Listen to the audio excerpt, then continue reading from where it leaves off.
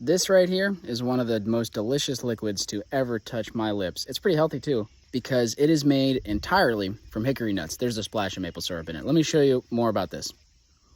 Now all this is, it's hickory broth. Some folks call it hickory milk. I would consider it more of a broth because it's basically just boiled hickory nuts. This is how we made it. Now this could get into a really long discussion about hickories. You could use pretty much any hickory nut except for yellow bud hickory, at least that's my understanding. We used mocker nut because they're locally readily available.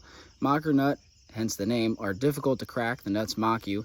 You can crack them with a black walnut cracker like we did, but it's hard to get actual decent sized pieces of nut out of the crevices of the shell.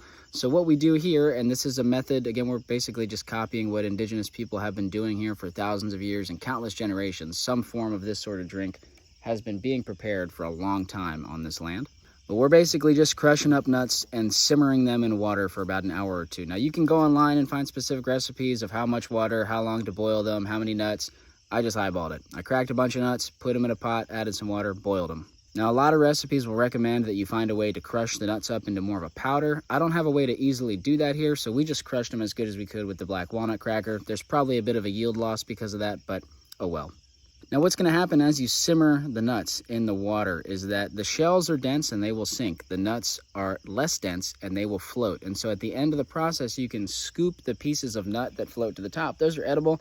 You can eat them right there. I find that they've lost a lot of their flavor. I like adding them into soups and chilies and other, cooking basically. You can add them into baked goods, whatever. The shells that we strain out, they're at the bottom of the liquid. We strain those out. We feed them to our chickens. You could put them in your compost pile. There's probably other uses for them, but that's what we do.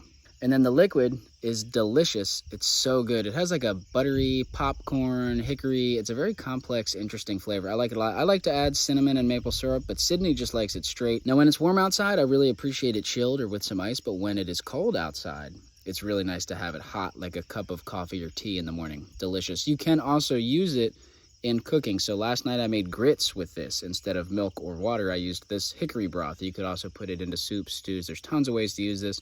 Delicious, nutritious, nut water. That's all it is. Anyway, like I said, useful for all hickories, but especially for mocker nut and pig nut, nuts that are harder to crack for fresh eating kernels. A very easy way to get something delicious and nutritious out of those more challenging nuts.